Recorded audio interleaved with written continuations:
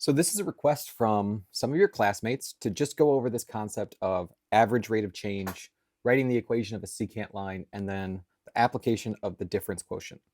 All of these are multiple ways of saying the exact same thing. So with average rate of change, ARC, we are looking for the change in y over the change in x. Now if we write this, given our function is x squared minus 6x, from negative 5 to 3, we would say f of 3 minus f of negative 5 all over 3 minus negative 5. How do we evaluate f of 3? Well, we're plugging that into our function. So f of 3 is equal to 3 squared minus 6 times 3, which is 9 minus 18, or negative 9. So I have negative 9. And then same thing, if I evaluate f of negative 5, I would have negative 5 squared minus 6 times negative 5. So that's 25, take away negative 30. Or 25 plus 30 is 55. So I have negative 9, take away 55, all over 3 plus 5. So this would be negative 64 on the top, and on the bottom we would have 8. So we would have an average rate of change that goes through these two x values and these two y values of negative 8. That average rate of change would also be the same thing as finding the slope of a secant line. So then the next step that we would ask you to do is write the equation of a line. So I'm just going to encourage you guys to remember point slope form. That is a level 1 type of question. So if it says, given the function, write the equation of the secant line containing these points. Well, the other way of saying this is if I find out what f of 1 is, and I find out what f of 2 is, now we're just writing the equation of a line that passes through 2 points. So f of 1 is 1 cubed plus 1, which is 2. F of 2 would be 2 cubed plus 2, or 8 plus 2, which is 10. So really I'm asking you, find the line that passes through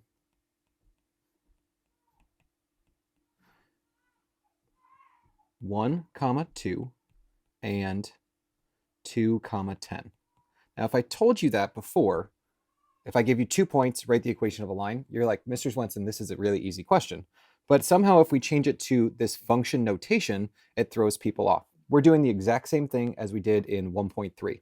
So we need a slope, which would be 10 minus 2 over 2 minus 1, or 8 is our slope. And then we're going to pick a point. So y minus 2 is equal to 8 parentheses x minus 1. There is your answer.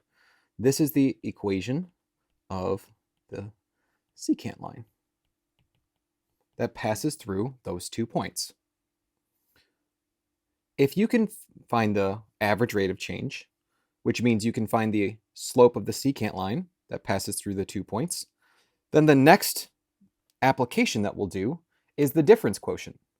The difference quotient is just the slope of a function.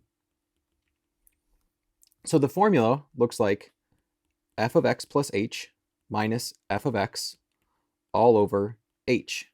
But really, what we're looking at is 2 ordered pairs. First one is x. The y value then would be f of x.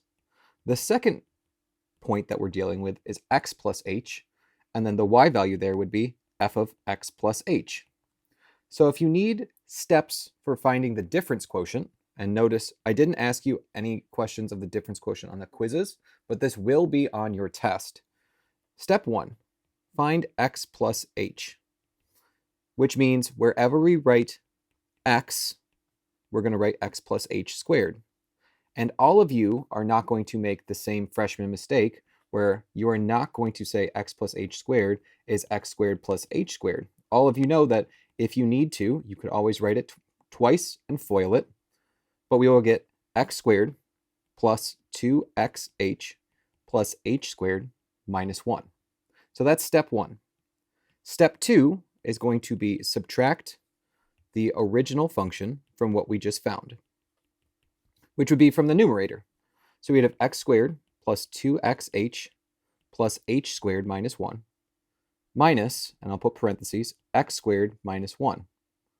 So if we do a little distribution, we have a minus sign, and then this will be a plus sign. Just distributing that subtraction sign to both terms. And you'll notice, if you do it right, the x squareds drop off, negative 1 plus 1 drops off, and we're only left with something that involves h's.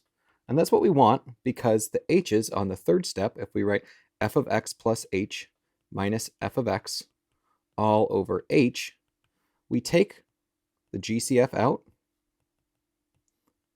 and we write that over h. H divided by h is 1.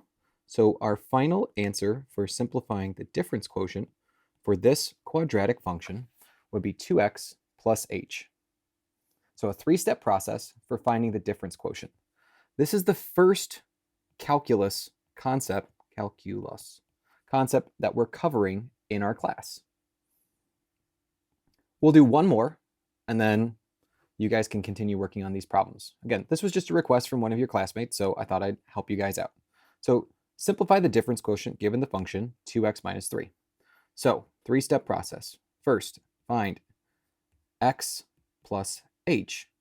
So this would be 2 parentheses x plus h minus 3. And then we're going to distribute the 2, so we have 2x plus 2h minus 3.